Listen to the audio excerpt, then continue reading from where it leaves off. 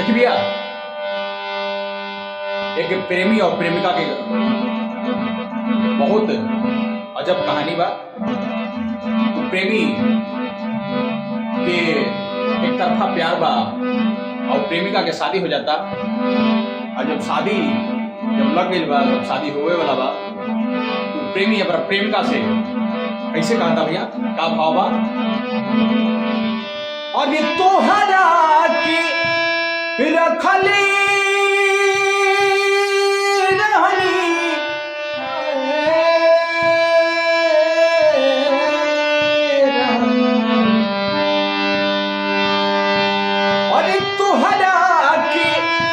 रखली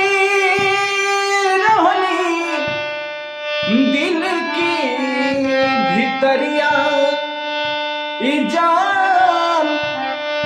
दिल की भितरिया जान कि खैली हलीना तुम्हारे नाम के जहरिया जान, खैली हलीना तुहरे नाम के जहरिया जान, खैली हलीना तुहरे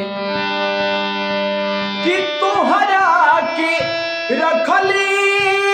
रहनी दिल के भितरिया जान, दिल की भितरिया जान कि खैली हमीना तुहरे नाम के जहरिया जान, खैली हमीना तुहरे नाम के जहरिया जान, खैली हमीना तुहरे।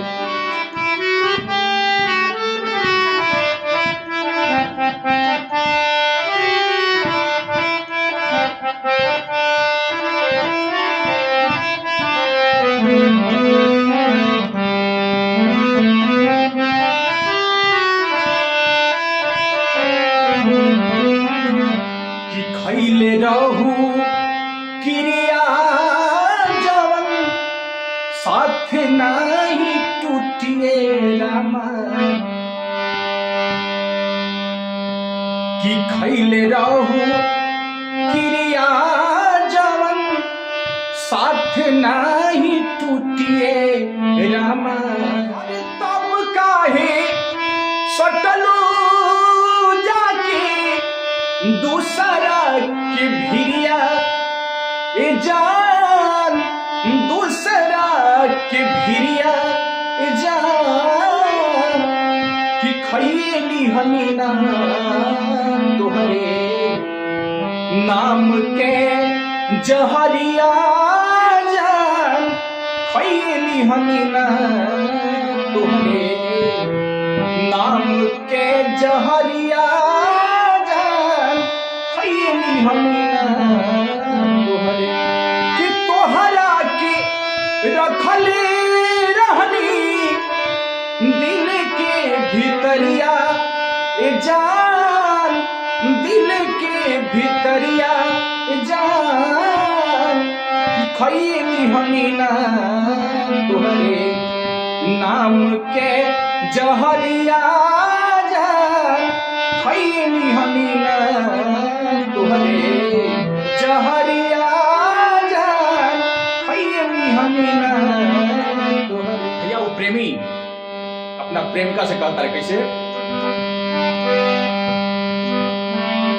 अरे डोली तो हर उठी ने उठी हमर अर्थिए रामा, सहेला किशोर पाई, अरे सहेला किशोर पाई दिहलू जवन पिया जान, दिहलू जवन पिया जान, खैली हनीना तुम्हारे के जहरिया जान खैली हमी ना तुहरे नाम के जहरिया जान खैली हमी ना तुहरे कि तोहरा के रखल रहनी दिल के भीतरिया ए जान दिल के भीतरिया ए जान खैली हमी ना तुहरे नाम के जहरिया जान खैली हमी ना तुहरे नाम के जहरिया जान खैली हमी ना तुहरे। नमस्कार, आपको यदि मेरा वीडियो अच्छा लगे तो पेज को जरूर फॉलो कीजिएगा और चैनल को सब्सक्राइब कीजिएगा।